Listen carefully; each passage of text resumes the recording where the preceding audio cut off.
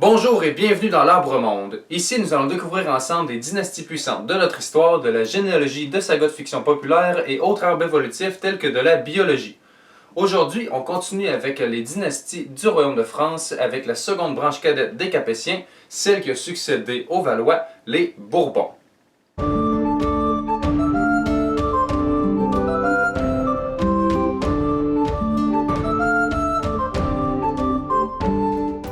On se rappelle qu'en 1589, à la mort d'Henri III, ce dernier n'a pas de descendance, ce qui complique bien les choses pour les nobles de la cour. Par contre, c'est finalement un descendant de Saint-Louis, son 8e arrière-petit-fils, Henri de Bourbon, le roi Henri III de Navarre, et accessoirement beau-frère du défunt Henri III de France, et donc beau-fils d'Henri II, qui est choisi pour devenir roi de France. Henri IV est alors le premier roi de la dynastie Bourbon. C'est sous son règne que Samuel de Champlain fonde l'habitation de Québec en 1608. Henri IV meurt en 1610 et il est succédé par son fils Louis XIII qui lui meurt en 1643. Ce dernier est lui-même succédé par son fils Louis XIV qui est le premier roi à régner de façon absolue. C'est ce qu'on appelle la monarchie absolue de droit divin. Louis XIV est surnommé le roi Soleil et durant son règne de 72 ans, le plus long de l'histoire de France, il a acquis de nombreux territoires lors de différents conflits.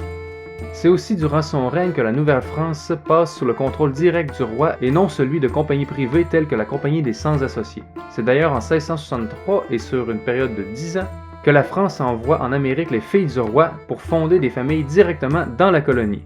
Louis XIV meurt en 1715, 2 ans après avoir posé son petit-fils Philippe sur le trône d'Espagne grâce au traité d'Utrecht, après la guerre de succession d'Espagne. Le successeur de Louis XIV est son arrière-petit-fils Louis XV. Contrairement à son prédécesseur, et ça c'est mon avis personnel, Louis XV se préoccupait bien moins de la Nouvelle-France. En 1754, un conflit émerge en Amérique, prémisse d'une guerre européenne à envergure mondiale. La guerre en Amérique est la guerre de la conquête de 1754 à 1760 et la guerre européenne est la guerre de 7 ans de 1756 à 1763. Louis XV est persuadé que la guerre devra se gagner en Europe, alors il n'envoie que très peu de troupes dans la colonie de 65 000 habitants. Le problème, c'est que son ennemi, c'est la Grande-Bretagne, qui possède les 13 colonies voisines qui, elles, comptent plus d'1 million d'habitants. Donc, Louis XV perd toute la Nouvelle-France, à l'exception des îles Saint-Pierre et Miquelon pour la pêche. Il meurt finalement en 1774 et est succédé par son petit-fils aîné, Louis XVI. Louis XVI est le dernier roi de France avant la Révolution qui a débuté en 1789.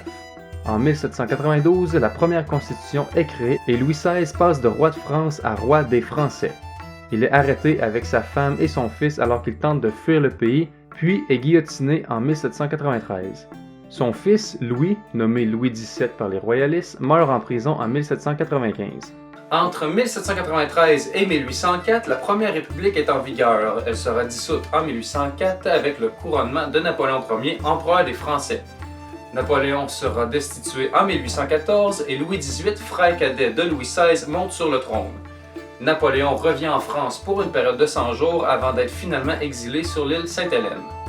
Louis XVIII meurt en 1824 et est succédé par son frère, le Benjamin de la fratrie, Charles X. Il est déposé en 1830 lors de la révolte des Trois Glorieuses. Il meurt en 1836. Le roi porté au trône après les Trois Glorieuses est Louis-Philippe Ier d'Orléans, arrière-petit-fils de Louis XIII. Il sera déposé en 1848 lors de l'avènement de la Seconde République. C'est ainsi que prend la fin de la dynastie Bourbon en France. La dernière dynastie à régner sur le pays est les Bonaparte lors du Second Empire, mais ça, c'est pour la prochaine fois. Merci d'avoir regardé jusqu'au bout. J'espère que ce concept vous plaît toujours. N'hésitez pas à me le faire savoir dans les commentaires. Si cette série vous plaît, vous pouvez liker, partager et vous abonner.